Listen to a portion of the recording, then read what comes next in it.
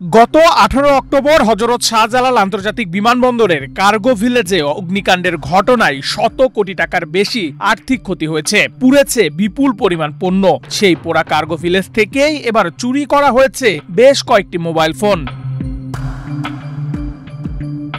বিমানবন্দরে দায়িত্বরত এক আনসার সদস্য কার্গো কমপ্লেক্স থেকে বেশ কিছু মোবাইল ফোন চুরি করে সেখান থেকে বেরিয়ে যাওয়ার সময় হাতে নাতে ধরা পড়েন। এরপর তার দেহ তল্লাশি করে উদ্ধার করা হয় একের পর এক মোবাইল ফোন।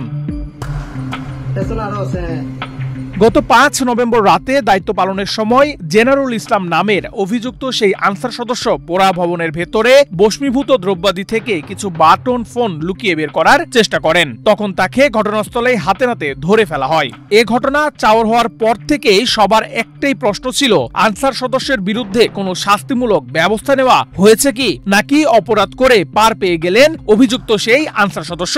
এ নিয়ে গণমাধ্যমে সংবাদ প্রকাশের পর সামাজিক যোগাযোগ মাধ্যমে চলছে নানা আলোচনা সমালোচনা। অনেকেই দোষী আনসার সদস্যের বিরুদ্ধে শাস্তিমূলক ব্যবস্থা নেওয়ার পক্ষে মত দিয়েছেন। ঘটনার গুরুত্ব বিবেচনা করে এবং বাহিনীর জিরো টলারেন্স নীতি বজায় রাখতে সংশ্লিষ্ট আনসার সদস্যকে সঙ্গে সঙ্গে চাকরি থেকে স্থায়ী বরখাস্ত করা হয়েছে। 7 নভেম্বর শুক্রবার এক বিজ্ঞপ্তিতে বাংলাদেশ আনসার ও গ্রাম প্রতিরক্ষা বাহিনীর উপপরিচালক ও গণসংযোগ কর্মকর্তা মোহাম্মদ আশিকুজ্জামান স্বাক্ষরিত বিজ্ঞপ্তিতে বলা হয়েছে, এত দ্রুততম শাস্তিমূলক ব্যবস্থা গ্রহণের মাধ্যমে বাহিনীর সদস্যদের দীর্ঘদিনের অনৈতিক চর্চার ক্ষেত্রগুলো হ্রাস করার দৃষ্টান্ত স্থাপন করা হলো।